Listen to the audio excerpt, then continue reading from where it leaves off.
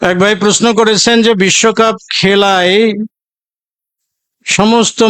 যে সমস্ত মুসলিম রাষ্ট্র আছে তাদেরকে সমর্থন করা যাবে কিনা।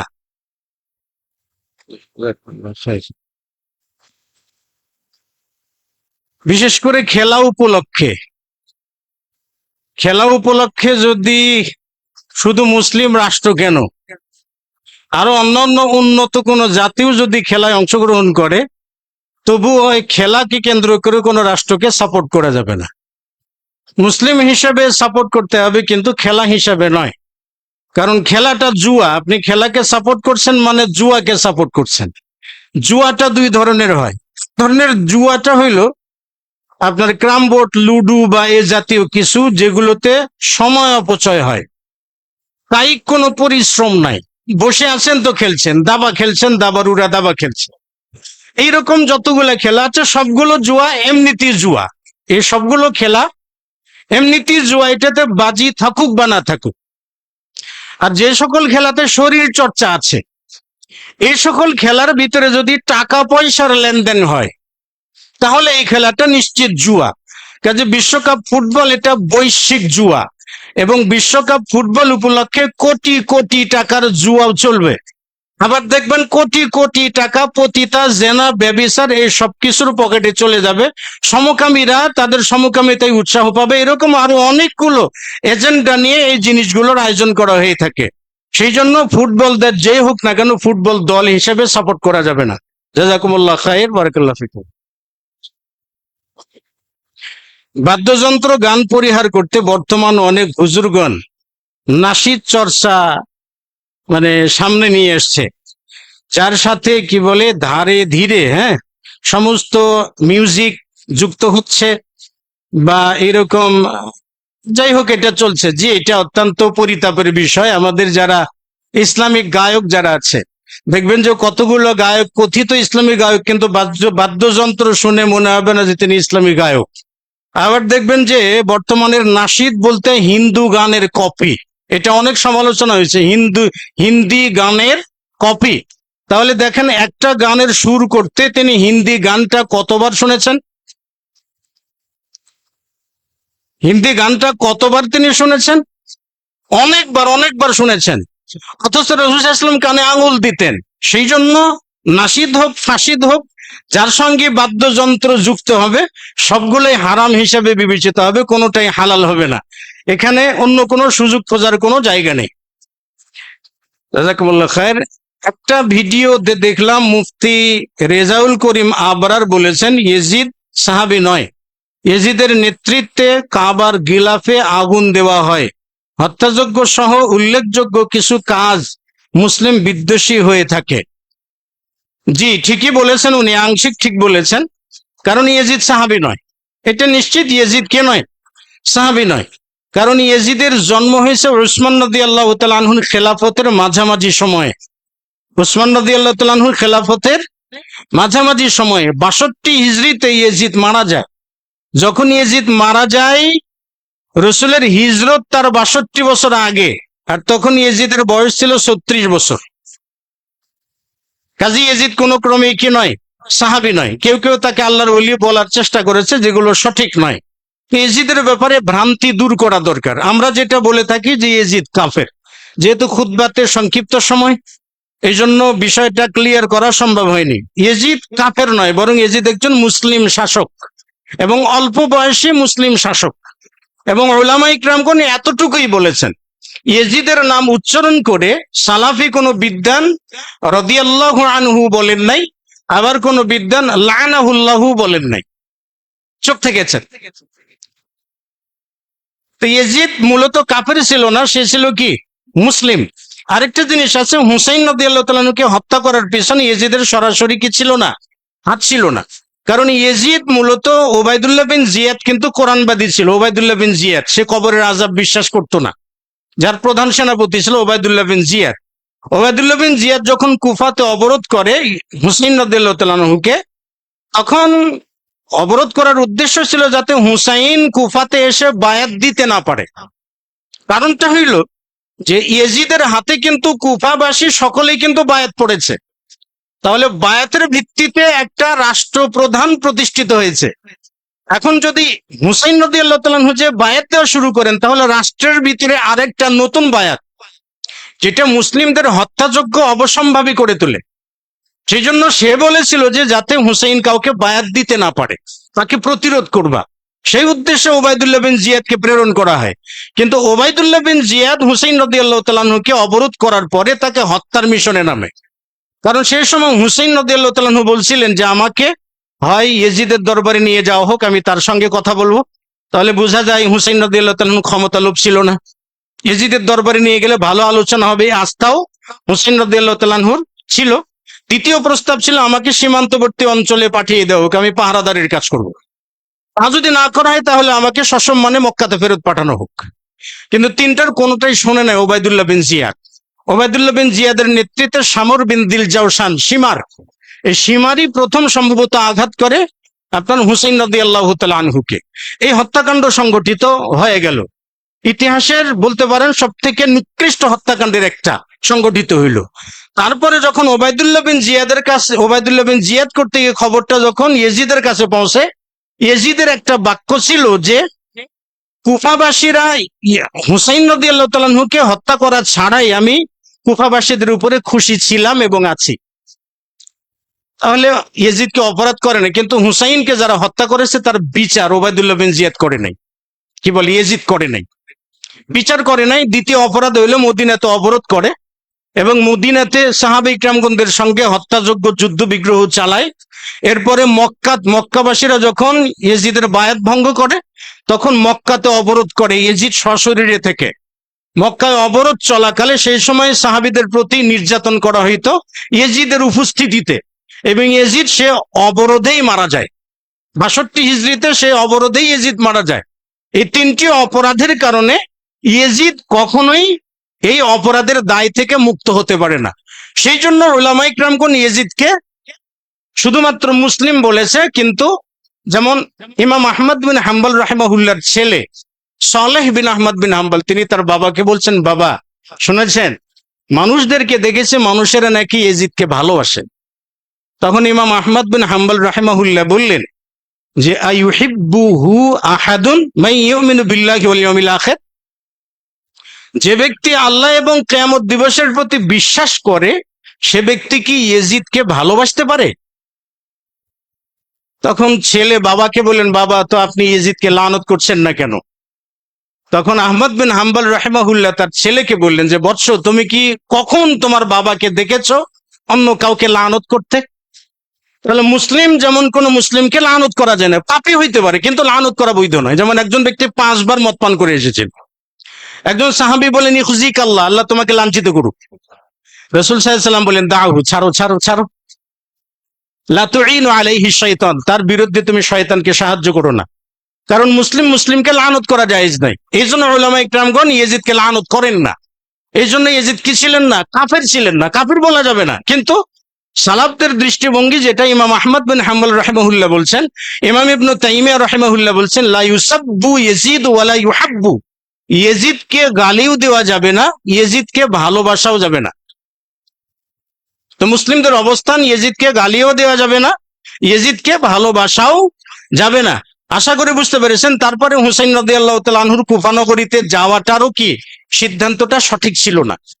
আব্দুল্লাহ বিন আব্বাস রাদিয়াল্লাহু তাআলা আনহুমা তিনি বাধা দিয়েছিলেন। এমনকি আব্দুল্লাহ বিন আব্বাস রাদিয়াল্লাহু তাআলা আনহুমা হুসাইন রাদিয়াল্লাহু তাআলা আনহুকে বলছেন যে আসবির লাম আতাসাব্বার ওয়া লাম আসবির, হুসাইন আমি শুনলাম তুমি কুফাতে যাবে, ধৈর্য ধারণ করার চেষ্টা করলাম কিন্তু ধৈর্য ধারণ করতে পারলাম না। তুমি কুফাতে যেও না, কুফারা গাদ্দার জাতি, বিশ্বাসঘাতক জাতি, তারা তোমার বাবাকে হত্যা করেছে, তারা তোমার ভাইয়ের প্রতি আক্রমণ করেছে, এরা তোমাকে হত্যা করবার জন্য ডাকছে, যেও না। আব্দুল্লাহ বিন ওমর নিষেধ করেছেন, আব্দুল্লাহ বিন আমর নিষেধ করেছেন, আব্দুল্লাহ বিন জুবাইর নিষেধ করেছেন। এমনকি আব্দুল্লাহ বিন জুবাইর বলছেন যে তুমি তোমার সন্তানকে নিয়ে যাও না, স্ত্রী ছেলে মেয়েদেরকে কুফাতে নিয়ে যাও না। তাহলে হবে কেমন? উসমান রাদিয়াল্লাহু তাআলা আনহুকে যখন হত্যা করা হয় তখন তার সন্তান স্ত্রীরা তাকিয়ে তাকিয়ে দেখেছে। কুফাতে যখন তোমাকে হত্যা করা হবে তোমার সন্তান সন্ততি, তোমার ছেলে মেয়েরা তোমার দিকে তাকিয়ে দেখবে।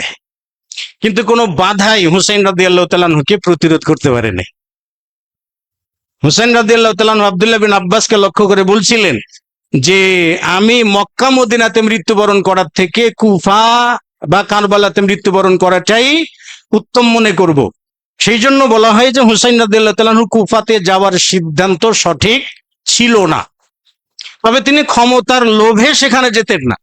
হুসাইন রাদিয়াল্লাহু তাআলা আনহুকে উবাইদুল্লাহ বিন জিয়াদ হত্যা করেছে, হুসাইন রাদিয়াল্লাহু তাআলা আনহুর সম্মান কমে নাই, শাহাদাত বরণ করেছেন, রাসূল সাল্লাল্লাহু আলাইহি ওয়াসাল্লামের সন্তান, আবার শাহাদাত বরণ করেছেন, আবার কি সাইয়্যিদ আহলিল জান্নাত, জান্নাতবাসীদের নেতা, অনেকগুলো পুরস্কারে ভূষিত হয়েছেন।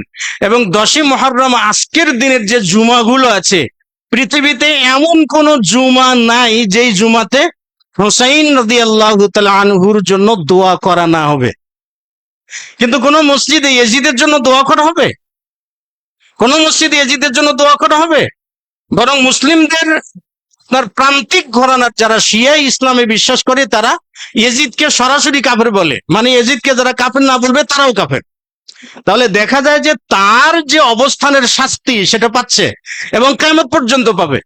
এবং হুসাইন রাদিয়াল্লাহু তাআলা আনহুর যে সম্মানটা বিশ্বের মুসলিমদের কাছে আছে সেটা কিয়ামত পর্যন্ত আছে, জান্নাতেও থাকবে। কাজে এই দিনে বিলাপ করার কোনো সুযোগ নাই। জাযাকুমুল্লাহ খায়র। বিশ্ব জুয়া খেলার পাশাপাশি গ্রাম অঞ্চলের বিভিন্ন স্থানে মুসলিমরা খেলাধুলার টুর্নামেন্ট চালু করে থাকে। খেলাধুলার টুর্নামেন্ট যেগুলো 16 টিম বা 32 টিমের যে খেলাগুলো চালু করা হয় এগুলো জুয়া, নিঃসন্দেহে জুয়া। কিন্তু যুবক স্কুল বা গ্রামের ছেলেমেয়েরা বিয়ে অবিয়ে আছেন এরকম শুধুমাত্র শরীর চর্চার জন্য কি করে খেলাধুলার আয়োজন করে, এটা জায়েজ আছে। শরীর চর্চার জন্য যে খেলাধুলার আয়োজন করাটা, কায়িক পরিশ্রম করা, সুস্থ থাকা, ছেলে মেয়েদেরকে মোবাইল ফোনের আসক্তি থেকে বের করা, আসলে খেলাধুলার প্রতি মনোযোগ আকর্ষণ করা, এটা কি শরীরের জন্য ভালো, ব্রেনের জন্য ভালো, সর্বক্ষেত্রেই কি উপকারিতা আছে, স্বাস্থ্য উপকারিতা আছে, সর্বদিক থেকে এটা জায়েজ আছে। তবে আপনার বড় টিম যেগুলো খেলা আয়োজন করা হয় এই সবগুলো জুয়া বলে বিবেচিত হবে, সেটা গ্রামে হোক আর পাড়া মহল্লাতে হোক, যেখানে হোক না কেন।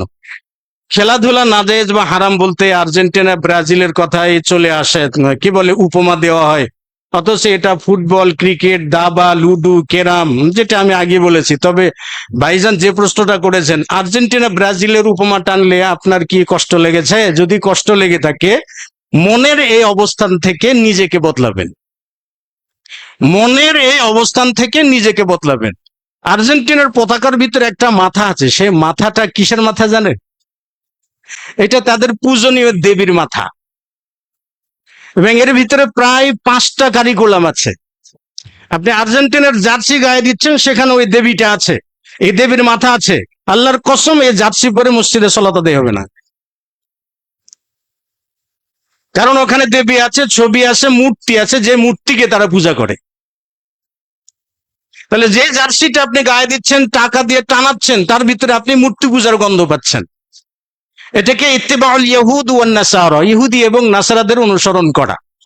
সেজন্য মুসলিমরা কখনো ইহুদি এবং নাসারাদের কে বন্ধু হিসাবে গ্রহণ করতে পারেন। আরেকটা বিষয় আছে, আপনি অনেকগুলো কথা বলছেন, দাবা, লুডু, ক্যারাম ইত্যাদি যেগুলো আছে, আমি সবগুলোর কথাই বলছি। কি আপনার ক্যারাম বোর্ড খেলা, লুডু খেলা, দাবা খেলা, যে সবগুলো আছে, এসবগুলো সময়ের অপচয়, জিকের আজগার থেকে গাফেল বা উদাসীন থাকা। মোহাম্মদ বিন সালিহ আল উসাইমিন রাহিমাহুল্লাহ বলছেন, যেই সকল খেলা মানুষদেরকে জিকির, আজগার, তাসবিহ, তাহলিল, আল্লাহ রসুল থেকে বিমুখ করে রাখে, এই সমস্ত খেলাই জুয়া। এখন এর ভিতরে আরো অনেক কিছুই ঢুকতে পারে। জাযাকুমুল্লাহ খায়র, বারাকাল্লাহু ফিকুম। উস্তাদ, আমি সাপোর্টের উদ্দেশ্য নয়, এমনিতেই সৌদি আরব ও আর্জেন্টিনার জার্সি ক্রয় করে ফেলেছি। এখন এই ক্ষেত্রে আমার করণীয় কি হইতে পারে? আপনি আর্জেন্টিনার জার্সি যে ক্রয় করে ফেলেছেন সেটা যদি পুড়িয়ে ফেলতে পারেন সাহস করে, তাহলে এটা একটা আপনার ইমানের পরীক্ষা হইতে পারে। চাইলে এটা পুড়ে ফেলতে পারবেন, ঠিক আছে? এই জার্সি গায়ে দেবেন না। সৌদি আরবের জার্সি যেটা কিনেছেন, আগেই বলেছি, খেলা কেন্দ্রিক কোনো জার্সি গায়ে দেওয়া জায়েজ নাই। তবে সৌদি আরবের পতাকাতে লা ইলাহা ইল্লাল্লাহ আছে, তারা শিআরুল ইসলাম, লা ইলাহা ইল্লাল্লাহ, ইসলামের যে দাওয়া, হ্যাঁ, তাওহীদ এবং রিসালাতের বাক্য তারা পতাকাতে ফিট করেছে। এইটা যদি আপনি কিনে থাকেন, এটা সম্মানের সাথে সযত্নে রেখে দেবেন, খেলাকে কেন্দ্র করে না, এমনিতে লা ইলাহা ইল্লাল্লাহ মুহাম্মাদুর রাসূলুল্লাহকে সম্মান করে। আশা করি খেলাধুলাকে কেন্দ্র করে কোনো মুসলিম কান্ট্রিকেও সাপোর্ট করা বা তাদের অনুসরণ করা বৈধ নয়। মেয়েরা তালাক দিয়ে অন্য জায়গায় বিয়ে করে, কতটুকু শরীয়ত সম্মত? মেয়েরা তালাক দিয়ে অন্য জায়গায় বিয়ে করে, এটা একদিক থেকে শরীয়ত সম্মত, আর একদিক থেকে ধোঁকা। দুটো প্রশ্ন করেছেন। স্ত্রী ফজরের নামাজ পড়তে চায় না, তো নামাজের কথা বললে কি বলে? রাব ব্যবহার করে না। এ থেকে স্বামীর বাঁচার উপায় কি? দুটো প্রশ্ন করেছেন। মেয়েরা তালাক দেয়, মূলত মেয়েদের তালাক দেওয়ার অধিকার শরীয়ত দেয় নাই, বরং শরীয়ত দিয়েছে মেয়েদের তালাক চাওয়ার অধিকার। তালাক কি মেয়েরা চাইতে পারে, তালাক মেয়েরা দিতে পারবে না। তবে আমাদের গভর্নমেন্টের একটা নীতি আছে, সেটা হলো আপনি যখন বিয়ে করেছেন, সরকারিভাবে যখন রেজিস্ট্রেশনে আপনি স্বাক্ষর করেছেন, তাই না, ওখানে যে কয়টার স্বাক্ষর থাকে তার ভিতরে একটা অনুচ্ছেদ আছে, সেই জায়গায় হলো স্ত্রী বা কনে যে কোনো সময় ছেলেকে যে কোনো সময় ইচ্ছা করলে ডিভোর্স দিতে পারিবে মর্মে ছেলের স্বাক্ষর। এজন্য ওই জায়গার স্বাক্ষরটা যদি আপনি না করেন তাহলে আপনার স্ত্রী কোনো দিনই নিজে তালাক দিতে পারবে না। ওই স্বাক্ষরের ভিত্তিতে স্ত্রী আপনাকে তালাক দিতে পারে। সেই স্বাক্ষরটা যদি আপনি রাজি থেকে খুশি মনে দিয়ে থাকেন, তাহলে স্ত্রী ডিভোর্স যদি দেয় সেটাতে যদি আপনার স্বাক্ষর করা থাকে, ডিভোর্স পেপার যদি স্বাক্ষর করা থাকে, তাহলে এই ডিভোর্স পেপার শো করে তিনি অন্য জায়গায় কি করতে পারবেন? ইদ্যত পালনের পর বিয়ে করতে পারবেন। স্বামীর যদি স্বাক্ষর না থাকে তাহলে কোনো ক্রমেই মেয়ে অন্য জায়গায় সংসারে আবদ্ধ হইতে পারবেন না, কারণ স্বামীর স্বাক্ষর ছাড়া তালাক সংগঠিত হবে না। কারণ মহিলাদের ক্ষেত্রে শরীয়ত তালাক চাইতে পারবে, তালাক যদি স্বামী না দেয় সালিশ করতে পারবে, তালাক যদি না দেয় মামলা করতে পারবে, তালাক যদি না দেয় আদালত পর্যন্ত যেতে পারবে, স্বামীকে তালাক দিতে বাধ্য করতে পারবে, কিন্তু স্ত্রী তালাক দিতে পারবে না। আশা করি বুঝতে পেরেছেন। জাযাকুমুল্লাহ খাইর। যিনি খুতবা শুনছেন আগন্তুক, তাকে সালাম দিলে করণীয় কি? যে খুতবা শুনছেন, খুতবা শোনার সময় আপনাকে যদি কেউ সালাম দেয়, মানে আগন্তুক ব্যক্তি এসে সালাম দিয়েছে, এখানে সালামের ক্ষেত্রে ভ্রান্তি আছে। সেটা হলো আমাদের মসজিদে যতগুলা মানুষ খুতবা শুনছেন, পিছনে যিনি সালাম দিলেন তার নিকটস্থ কোনো একজন ব্যক্তিও যদি সালামের জবাব দেন, তাহলে সবার পক্ষ থেকে কি হয়ে যাবে? সালামের জবাবটা আদায় হয়ে যাবে। এই জন্য সবার উপরে সালামের জবাব দেওয়াটা কি নয়? আবশ্যক নয়। সেই জন্য যদি আপনি স্বজ্ঞানে স্ববিবেকে থাকেন তাহলে সালামের জবাব দিতে পারবেন, এটা দোয়া। জাযাকুমুল্লাহ খাইর, বারাকাল্লাহ ফিকুম। আরেক ভাই প্রশ্ন করেছেন বিশ্বকাপে সৌদি আরবের অংশগ্রহণ সম্পর্কে সৌদি আলেমদের মন্তব্য কি, আর এই অংশগ্রহণের পিছনে কারণ কি হইতে পারে? দেখেন, এই অংশগ্রহণ সৌদি আরব বিশ্ব ফুটবলে অংশগ্রহণ করছে কেন? প্রথম আগেই বলেন সৌদি আরব অংশগ্রহণ করলেও হারাম, না করলেও হারাম, সর্ব অবস্থায় এটা হারাম হারামে। সেখানকার ওলামাগণের ফতোয়া কি?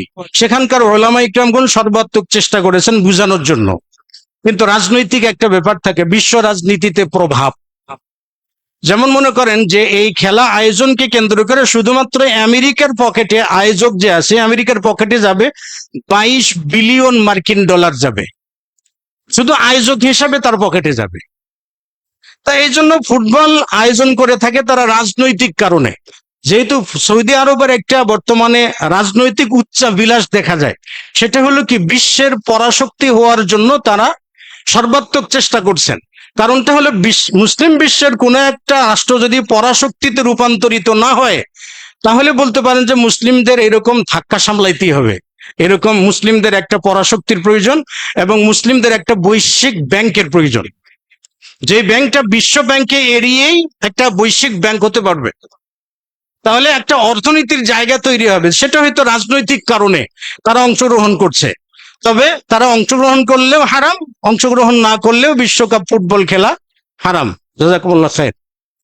ওয়ালাইকুম আসসালাম রহমতুল্লাহ। একজন হুজুর মসজিদে বসে সাদা পাতা দিয়ে পান খায়, এখন তাকে দিয়ে তাফসির মাহফিল করানো যাবে কি? সাদা পাতা কি? তামাক পাতা। আচ্ছা, তামাক পাতা যে খায়, যেমন মাদক দ্রব্য হলো দুই ধরনের, তিন ধরনের। একটা হলো দানা জাতীয় যেমন ইয়াবা আছে না, আরেকটা তরল জাতীয় যেমন মদ বা ফেন্সিডিল যেগুলো আছে, আরেকটা হলো তামাক জাতীয় যেটা উৎপাদিত হয়, গাঁজা।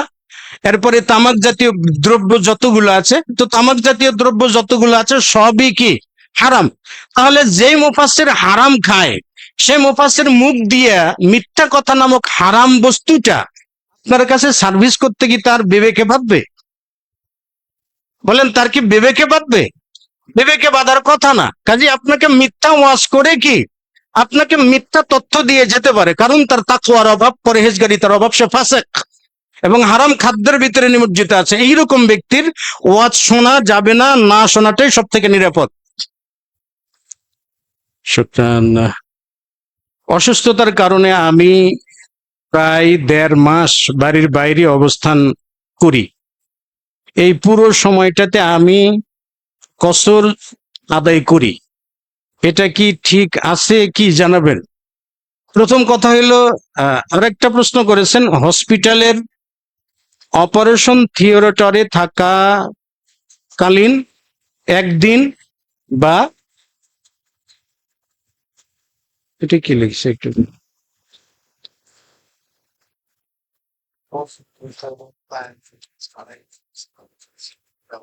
ও আচ্ছা আচ্ছা, ওযু এবং তায়াম্মুম ছাড়াই তিনি সালাত আদায় করেছেন, তাই তো? আচ্ছা, প্রথম প্রশ্ন যেটা করেছেন, অসুস্থতার কারণে আপনি 1.5 মাস বাড়ির বাইরে অবস্থান করেছেন এবং পুরো সময়টাতে কসর সালাত আদায় করেছেন। ভাই, আপনার উচিত ছিল হইল আপনার বাড়ির বাইরে যাওয়ার সময় মাসালাটা জিজ্ঞেস করা, যে আমি এত সময়ের জন্য বাইরে যাচ্ছি, আমার সালাতের হুকুমটা কি, তাই না? যাই হোক, প্রশ্নটা পরে করেছেন, আল্লাহ আপনাকে উত্তম প্রতিদান দান করুন। এটার মাধ্যমে আপনি এবং অন্য অনেকে উপকৃত হতে পারবেন। প্রথম কথা হলো, আপনি যদি 3 দিন বা 4 দিন কোথাও নিশ্চিতভাবে থাকার নিয়ত করে যান, কোথাও যে আপনি কি করবেন, 3 দিন কিংবা 4 দিন, ওলামা ইকরামগণদের মাঝে কিছু মত পার্থক্য আছে। 3 দিন কিংবা 4 দিন নিশ্চিত থাকবেন কোথাও, বা তার বেশি, 1 সপ্তাহ কোথাও থাকবেন, তাহলে সেই ক্ষেত্রে আপনাকে পূর্ণ সালাত আদায় করতে হবে। সেক্ষেত্রে আপনাকে পূর্ণ সালাত আদায় করতে হবে। এর কম সময় যদি আপনার হয়, তখন আপনি যে কি করতে পারবেন, সালাত কসর করা তখন আপনার জন্য উত্তম হবে, সুন্নাহ হবে। আর এমন জায়গায় সফর করেছেন যে আপনি আজকে ফেরত যাইতে পারেন, কালকেও যেতে পারেন, এখন যাইতে পারেন, বিকালে যাইতে পারেন, বিকালে যাইতে পারেন, সকালে যাইতে পারেন, মানে আপনি ডিসিশন নিতে পারতেছেন না কখন ফেরত আসবেন। এইরকম যদি সিদ্ধান্তহীনতার উপরে যদি মাস ব্যাপীও থাকেন, তাহলে মাস ব্যাপী কি করতে পারবেন, কসর করতে পারবেন। তা যেহেতু আপনি 1 মাস যদি আপনার নিশ্চিত থাকার নিয়ত করে থাকেন, তাহলে আপনার পূর্ণ সালাত আদায় করাটা উচিত ছিল। যাই হোক, আল্লাহ তাআলা আপনাকে সঠিক অজানা বশত করেছেন, আল্লাহ তাআলা আপনাকে মাফ করুন। এবং আমরা যাতে সফর করার সময় বেশি কেয়ারফুল থাকি, যাতে সফরের যে বিষয়গুলো আছে এই বিষয়গুলোতে আমরা যাতে সচেতন থাকি, আল্লাহ তাআলা আমাদের তৌফিক দান করুন। হসপিটালের অপারেশন থিয়েটারে থাকাকালীন একদিন অথবা, যাই হোক, অজু কিংবা অজু ছাড়া, অজু ব্যতীত তায়াম্মুম কোনোটারই অবস্থা না থাকায় আপনি অজু ছাড়াই সালাত আদায় করেছেন। তায়াম্মুম অজুর যদি কোনো অবস্থায় না থাকে, অজু ছাড়াই যদি সালাত আদায় করেন, আর যদি কোনো ধরনের অবস্থায় যদি আপনার না থাকে, তাহলে আপনি সালাত আদায় করতে পারেন। তবে আপনার যখন তায়াম্মুমের সময় হবে, মাটি পাবেন, অজুর পানি যখন আপনি পাবেন, তখন সালাত আপনারা ফিরিয়ে পড়াটাই উত্তম। কারণটা হইলো, আপনি 1 ওয়াক্তের সালাত অন্য একটা পড়তে পারবেন, 1 ওয়াক্তের সালাত অন্য একটা পড়তে পারবেন। মূলত শরীয়তের মাসালা হলো, আপনি অপারেশন থিয়েটারে যে কয় ঘন্টা ছিলেন, সেই কয় ঘন্টায় আপনার কয় ওয়াক্ত সালাত গেছে। যদি জোহর, আসর, আপনার মাগরিব যায়, তাহলে পরবর্তীতে কোনো এক সময় বসার উপক্রম হলে আপনি এই সালাতগুলো ধারাবাহিকভাবে কি করতে পারবেন, করতে পারবেন। তো সেই জন্য এই জিনিসগুলো হয়েছে আমাদের মূলত শরীয়তের মাসালা মাসাইল গুলো না জানা থাকার কারণে। যদি আপনার অপারেশন থিয়েটারে আরেক দল উলামা ইকরাম বলছেন তার দুহরাইয়া সালাত পড়ার কোনো প্রয়োজন নাই, তবে যদি আপনার সুযোগ থাকে তাহলে সেই সালাতগুলো যদি আপনি আবারও পড়ে নেন, সেটাই আপনার জন্য উত্তম এবং নিরাপদ। জাযাকুমুল্লাহ খাইর। আসসালামু আলাইকুম। ওয়ালাইকুম আসসালাম রাহমাতুল্লাহ। আমি একজন ছাত্র, আমার বিকেলে ক্লাস থাকার কারণে আসরের সালাত পড়াটা একটু দেরি হয়ে যায় বা প্রায় মাগরিবের সময় হয়ে যায়। সেক্ষেত্রে আমি কি জোহরের সাথে আসরের সালাত আদায় করতে পারবো? জোহরের সাথে আসরের সালাত আদায় করার হুকুমটা সফরে। জোহরের সালাত আসরের সাথে আদায় করার হুকুমটা কি, এটা সফরের জন্য প্রযোজ্য। মুকিম অবস্থায় জোহরের সাথে আসরের সালাত আদায় করার কোনো বিধান নাই। তবে হ্যাঁ, যদি বৃষ্টির তীব্রতা থাকে, যদি বৃষ্টির তীব্রতা থাকে, ঝড় বৃষ্টির প্রখরতা থাকে, তো মসজিদে মাগরিবের সালাত আদায় করবার জন্য গেছেন, সেখান থেকে বাড়িতে যে আবার এশার জন্য মসজিদে যাওয়াটা অত্যন্ত কষ্টকর। খুবই কষ্টকর। এরকম যদি হয় তাহলে ইমাম যদি চান তাহলে মাগরিবের সঙ্গে এশার সালাতটা কি করতে পারবেন, পড়িয়ে দিতে পারবেন মর্মে আমূল আছে। আরবে এটার আমূল আছে, আমাদের দেশেও কিছু কিছু জায়গায় আমূল করার চেষ্টা হচ্ছে, আল্লাহ তাআলা আলাম। তবে আপনি যেটা প্রাইভেট পড়ার কথা বলছেন, এইটা জোহর আসর জমা করার কোনো কারণ না। আপনি দেখবেন আপনার প্রাইভেট পড়ার টাইমটা কখন, আজানের অপেক্ষা না করে আপনি টাইম দেখুন আসরের রক্তটা আসছে কিনা, আসরের রক্তটা আসছে কিনা। যদি আসরের রক্তটা এসে থাকে তাহলে আপনি আজান দেওয়ার আগেই আসরের সালাতটা পড়ে প্রাইভেট পড়ার জন্য যেতে পারেন। তবে অতিরিক্ত বিলম্ব করা যাবে না। আপনার যদি মাগরিবের কাছাকাছি মাগরিবের সাথে যায় তাহলে অবশ্যই সেটা ওয়াক্ত আসার সাথে সাথে বা আজান হওয়ার আগেই সেটা পড়ে নেওয়া সব থেকে ভালো। আরেকটা জিনিস আছে, প্রাইভেট পড়াটা আপনার দুনিয়াদারিত্বের ব্যাপার। প্রাইভেট পড়াটা কি আপনার দুনিয়াদারিত্বের ব্যাপার। প্রাইভেট না পড়লে আপনার ছাত্রত্ব বাতিল হবে না, প্রাইভেট না পড়লে আপনি পরীক্ষায় ফেল করবেন না, বা প্রাইভেটের এদিক সেদিক হলে টাইম এদিক সেদিক আগপিস করে নেওয়ার অনেকগুলো সুযোগ আছে।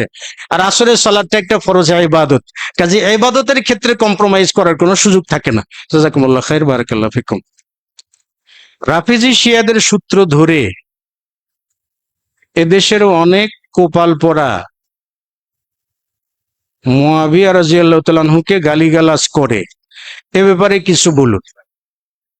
রাফিজিরা শুধু মুআবিয়া রাদিয়াল্লাহু তাআলা আনহুকে গালি দেয় না তো, রাফিজিদের স্পষ্ট বক্তব্য হইল যে ইন্নাল কুরআনা নাকিসুন, যে কোরআনটা আমাদের মাঝে আছে সেটা অসম্পূর্ণ।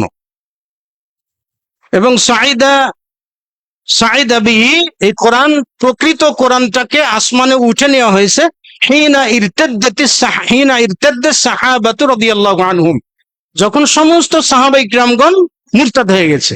তো শিয়ারা সমস্ত সাহাবীদেরকে মুরতাদ মনে করে, ধর্মত্যাগী মনে করে, কোন সাহাবীদেরকে তারা মুসলিম মনে করে না, শুধুমাত্র তাদের দুই একজন পরিচিত সাহাবী ছাড়া বাকি সমস্ত সাহাবী কিরামগণদেরকে মুরতাদ মনে করে।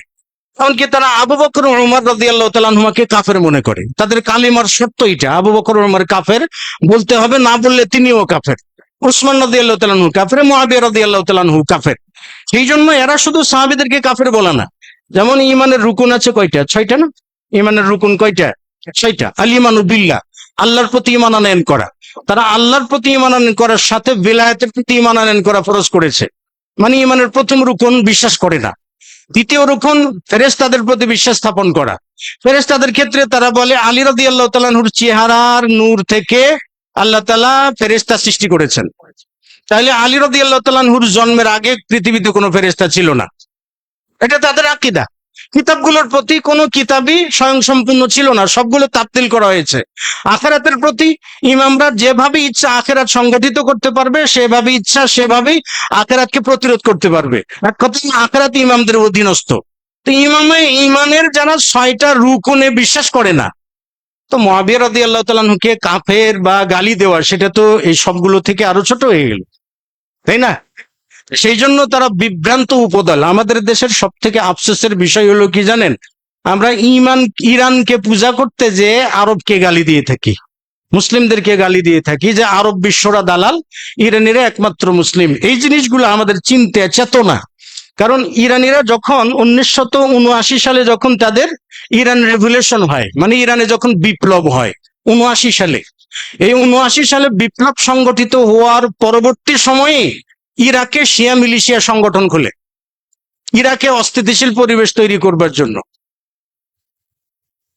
এবং 1981 সালে বলতে পারবেন আপনারা, 1980 সালে ইসরায়েলের সঙ্গে মিলে এই ইরাকে ইউরেনিয়াম যেটা আছে, ইউরেনিয়াম সমৃদ্ধকরণ ছিল ইরাকে, পারমাণবিক বিদ্যুৎ কেন্দ্র, এটাতে হামলা চালায় প্রথম ইরান। ইরানের আইআরজিসি ব্যর্থ হলে পরে ইসরায়েলকে নিয়ে হামলা করে। 1982 সালে সাদ্দাম বলছিল যে এদের এইরকম মিলিশিয়া তৈরি করার বরদাস্ত করা যায় না। তারপর ইরাক সেখানে আক্রমণ করে বসে, এই যুদ্ধ চলে 8 বছর। 82 সালে হিজবুল্লাহকে দাঁড় করায় কোথায়? জর্ডানের পশ্চিম সীমান্তে। জর্ডান আরব দেশ না? জর্ডানের পশ্চিম সীমান্তে হিজবুল্লাহকে দাঁড় করায়, উদ্দেশ্য লেবানন এবং জর্ডানকে তাদের কব্জা করা। 96 সালের দিকে এসে হুতি দাঁড় করায়। আফগানে এসে কি বলে আপনারা, ফাতেমিদেরকে দাঁড় করায়। তুর্কিদেরকে হটিয়ে ইরান সেখানে পৌঁছে যায়। ইরাকের প্রেসিডেন্ট সাদ্দাম হোসেনকে হত্যা করার পেছনে মূল মাস্টার মাইন্ড ইরান। আরব বসন্তের মূল গড়ার যে শক্তি ছিল, মাস্টার মাইন্ড ছিল ইরান।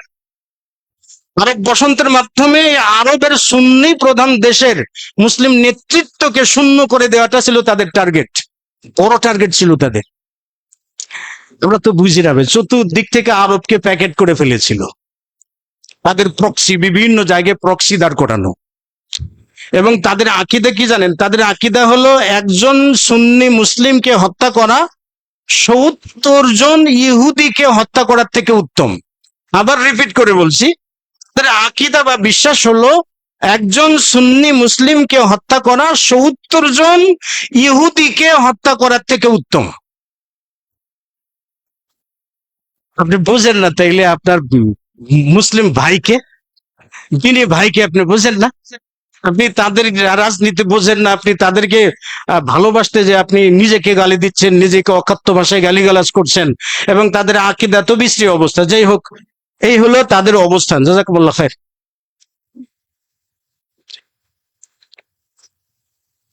আল্লাহ রাব্বুল আলামিন আমাদের সকলকে সঠিক জানার এবং মানার তৌফিক দান করুন। আল্লাহুম্মা আমিন। ওয়া আখিরু দাওয়ানা আলহামদুলিল্লাহি রাব্বিল আলামিন। আসসালামু আলাইকুম ওয়া রাহমাতুল্লাহি ওয়া বারাকাতুহু।